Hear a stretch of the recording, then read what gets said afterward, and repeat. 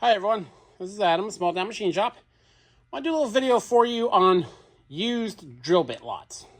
I got this lot, I've been slowly going through it, but wanted to bring up some points to you. This is going to be mostly geared towards guys with home shops or small machine shops. Obviously, if you're in a big, shop with many employees, you're not going to mess with any of this stuff. Because this, paying employees to mess with this will eat your lunch. The work I do is very focused on gearboxes, pumps, hydraulic cylinders, stuff like that. So my tool range I keep in stock is pretty limited. So I like to run low overhead. So to expand my tooling, I buy stuff in used lots and pick through it and keep what's good and mess with the stuff and make use of what I can. Because it's just me, and this is what I do after hours because I just love being in the shop. But yeah, you guys with big shops, don't watch this video because you're not gonna, a $80 drill bit, you're just gonna go buy. You're not gonna pay a guy half hour's worth of work to mess with it and make it usable.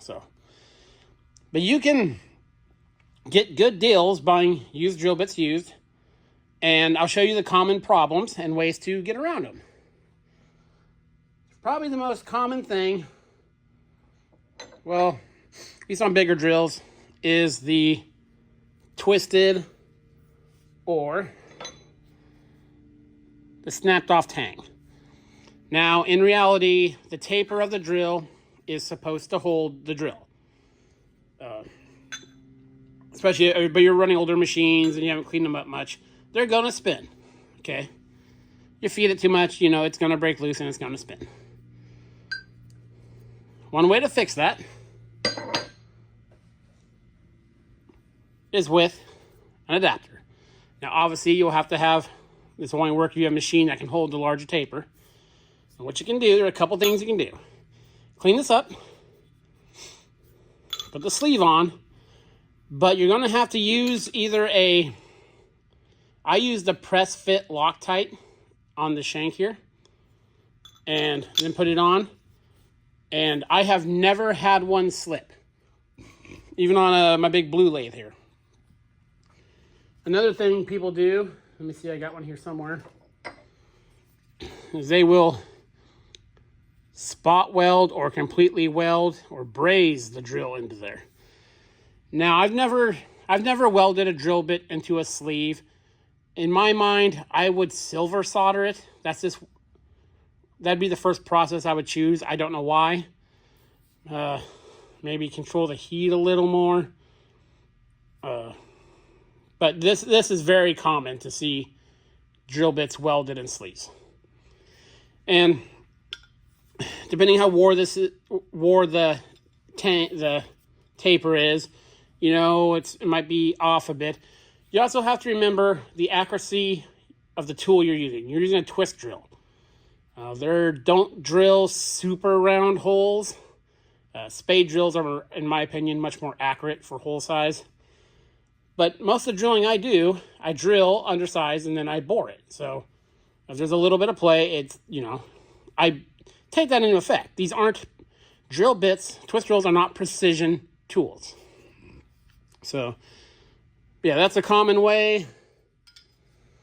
I do the bearing, or it's not bearing fits. I think it's press fit Loctite. So you could probably use the green one too, the bearing one. And again, I've never had one slip. I've heard of people heating this and freezing the drill so it'll go further onto the taper. I have never tried that. The only concern I would have is if the taper is wore a lot and you're pushing it further up there, it might only be touching on this little contact area that's not wore. But again, that's nothing I've even considered doing. If any of you guys have ever heard of anyone doing that, let me know. So yeah, that's quickest, easiest way to fix a snapped off tang or a taper that's messed up. Another thing you can do, like if they're bad, and I wouldn't do it on anything I wouldn't go drastically down. You could put this in your lathe and you could turn this down to the next smallest taper. The thing to remember, not all Morse tapers are the same angle. They vary slightly. I don't remember any of the numbers offhand, but a Morse taper 3 and a Morse taper 2 have a very slightly different angle. So, but you could set that up easy in your machine by setting your compound to a known good sleeve or something, or known good drill bit, and dial it in. Then with a 4-jaw, get this guy dialed in and turn it. And that'd be I've done that before, and it's worked fine. I've never ground them, put a tubeless grinder in there the last little bit. That'd probably be a little better. But the ones I've turned have never slipped. So, another common thing you'll find in big lots are the super eaten up straight shank and, silver and dimming bits and all that. Super easy to fix. If you have a lathe, you put it in the lathe and you turn it down just a little bit, just enough to clean it up. What I usually do, for the lathe I have a collet chuck for, or a collet adapter for, or if I'm going to use this like in a milling machine, I would turn this to a nominal size, to a specific size for a collet. That would help you a little bit with contricity. Sorry, I mispronounced that word. But just turning it down and cleaning it up is enough. You're going to throw it in a drill chuck. Again, your work within the accuracy range of the tool you're using.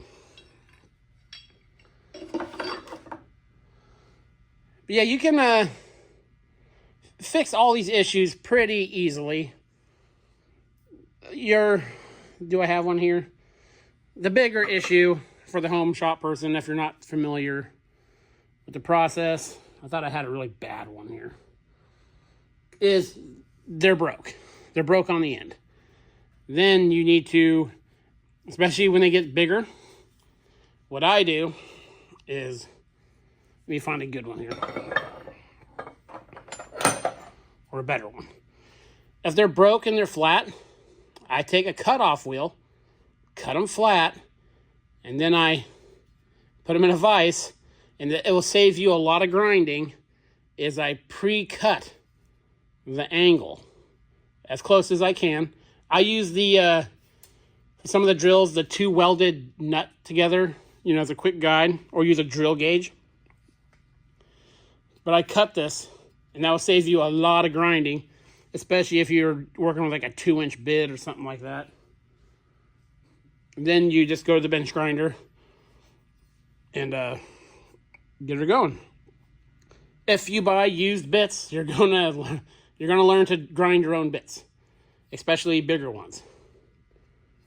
I was just looking for us with the small shops or the garage shops. If you go to buy, I just looked it up before I did this video, a 1-inch Morse Taper 3 taper shank drill bit. They range anywhere from $70 to $90 for a good one. So for us like that, that seems like a lot of money. So you could put a $5 sleeve on there and you make that drill usable in your shop. Because drill sleeves are pretty cheap, especially if you get them from Shars and stuff. They're like $5-6, even up to I think $7 for a Morse Taper 4 to 5. And most of the lathes, except for benchtop lathes, are going to get like a 3 Morse Taper. And there's an awful lot of number 2 Morse Taper drill bits out there to be had on eBay and the like. Yeah. So again, this video is more geared towards, the smaller guys, and you can really get some bargains and do a little bit of repair work, clean these guys up, really expand your tooling in the shop. Like this guy here. This is where is it? 2 3/4 inch USA made drill. And it's got a broken tang. This isn't terrible. Got some slip rub. But clean that up a little bit, throw a $7 adapter on that, and that becomes usable in your shop. And I can only imagine what that would cost. And that guy obviously needs some grinding work too. Something got into something. You know, that would be well beyond anything you'd want to pay for. So yeah, hope you guys found this useful. And yeah, thanks for watching. This is Adam from Small Town Machine Shop. Please comment, like, and subscribe, and thanks for watching.